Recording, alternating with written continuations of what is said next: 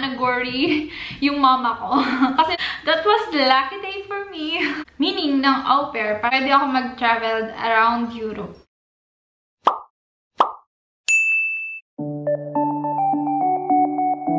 Hi guys! Welcome back to my channel, and this is Monique Nikti. Maraming nagtatanong, ano bang ginagawa ko dito? Ano bang ginagawa ko dito sa Denmark? So, ayan guys, for today's video, yan yung pag-uusapan natin. Pinag-isipan ko talaga tong mabuti guys, kasi alam ko, feeling ko na hindi madali yung papasukin ko. Kasi first time ko ma-experience yung ganitong work. And syempre, hindi naman ako maalam sa mga gawaing bahay. And doon nga, nag-worry yung mama ko. Kasi noong una, hindi niya ako, parang nagda-doubt siya na payagan ako, na umalis, tapos ganito yung work ko. Pero carry lang guys, kasi nag-search ako kung paano ba, madali lang ba, kakayanin ko ba. And nag-decide ako na, go! This is it! Kaya ko to! Bago ko umuwi ng Pinas, may mga in-applyan na akong agency online when I was in Japan. And guys, ang tagal, 1.5 year na, wala pa rin akong makuhang host family na perfect para sa akin.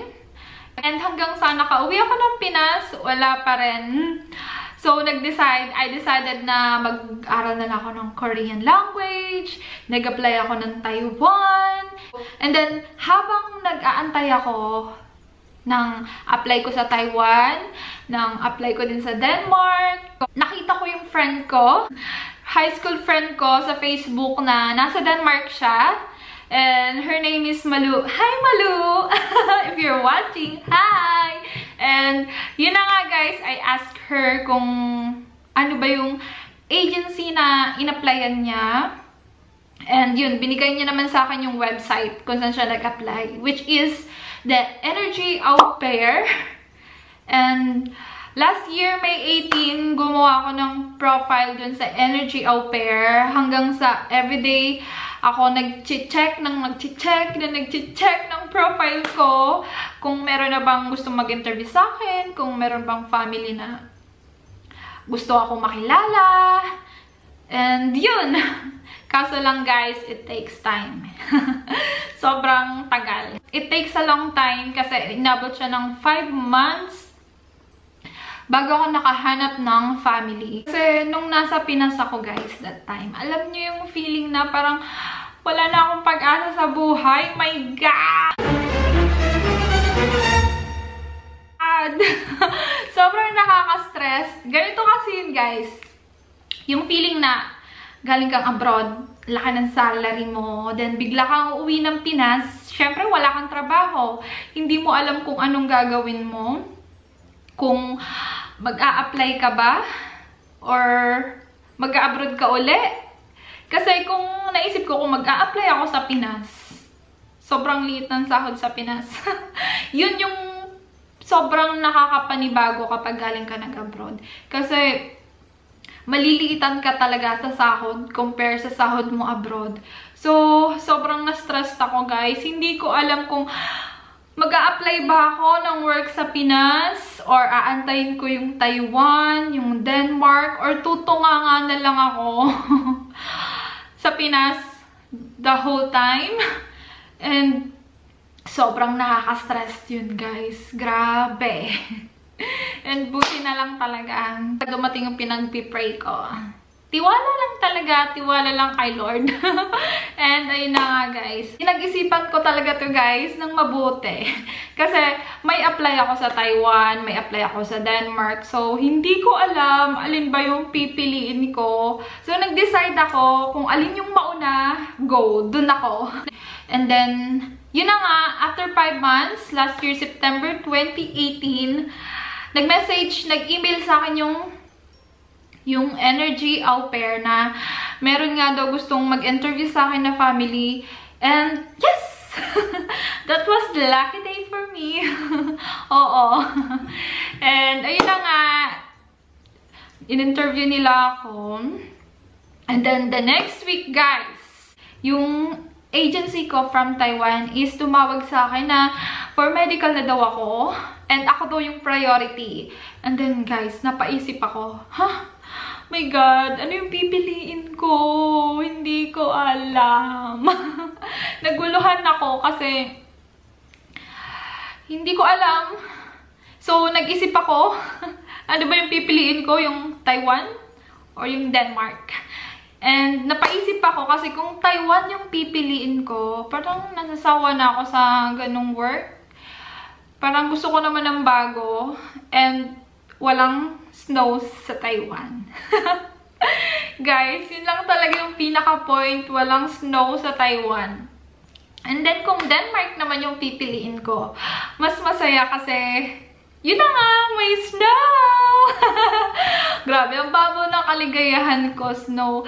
Ayun na nga guys, so I decided na Denmark na lang yung piliin ko para bago naman, malayo-layo, Europe. And mukhang mag-e-enjoy ako dito. And that's it guys, pinili ko nga yung Denmark. Ano ba yan, Day? Pabago-bago ang liwanag. Hoy! Kanina. Ayan, kumulimlim na naman sa labas. And yes, eto na nga guys. Ang work ko po dito sa Denmark is ako po ay isang au pair. Actually, hindi siya work. It's a program, pero parang gano'n na rin siya.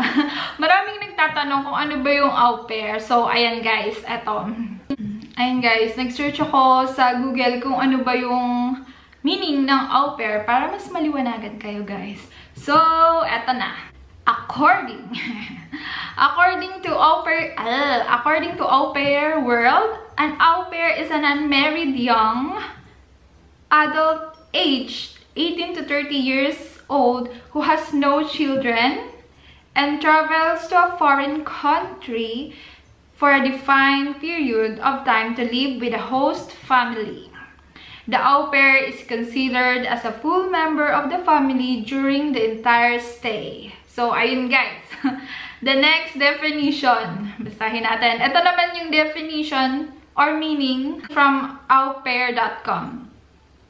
An au pair is a young person, yun na nga, that wants experience another culture and learn a new language by living in a foreign country with a host family and an exchange for a private room and some pocket money. The au pair takes care of tasks related to childcare and easy household chores. So, hindi naman masyadong mabigat yung work dito. Ayun na naman yung liwanag. Hey!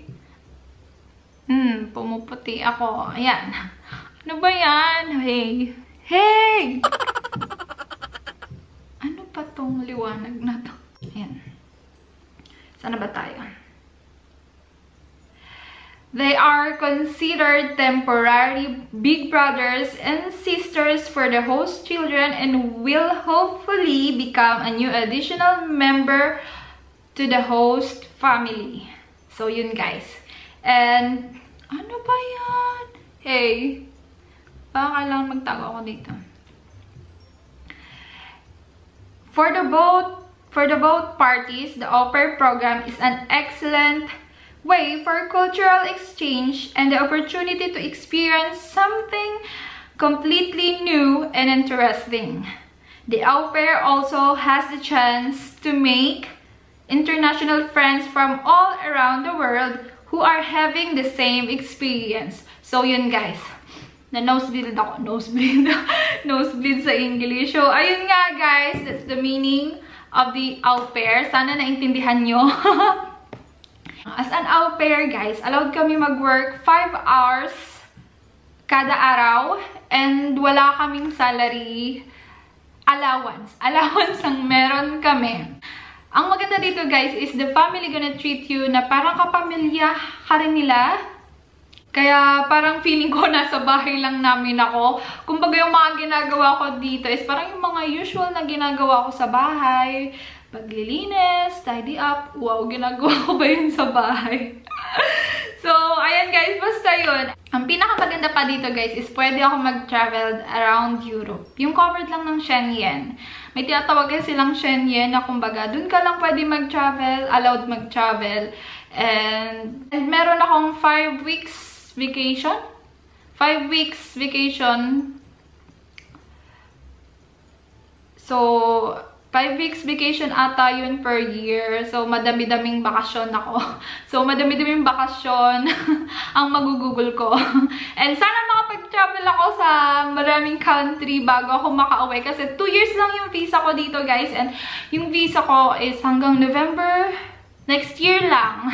Pero pwede naman uli maghanap ng bagong host family sa ibang country. And sana, hindi ko alam, makakaabot pa rin naman, makakahabol pa yung age ko. Makakahabol pa yung age ko. Hindi ko alam kung anong mangyayari, guys. Let's see. For now, dito muna ako. Huwag na munang isipin kung anong mga susunod na mangyayari. So, ayan guys. Yung allowance ko dito guys is hindi ganun kalaki sa salary ko sa Japan. Pero okay lang kasi libre naman lahat yung pag-stay ko sa bahay, yung pagkain, libre sila. And okay lang kasi once in a lifetime opportunity lang to, kaya ginrab ko na siya. And sana marami akong mapuntahang country na pwede ako mag-travel. Unlike sa Japan na grabe, ang laki nga ng salary mo pero sobrang nakaka-stress. Unlike dito guys, yung mga nakapaligid sa'yo, parang positive lang sila. So, parang nakaka-good vibes araw-araw. Hindi ka, siguro medyo nakaka-homesick, pero okay lang. Sanayan na lang. Ayun lang guys for today's video and sana may natutunan kayo at nagustuhan nyo yung video. Pero kung hindi, okay lang guys. Please like and subscribe kung gusto nyo lang naman guys. Bye!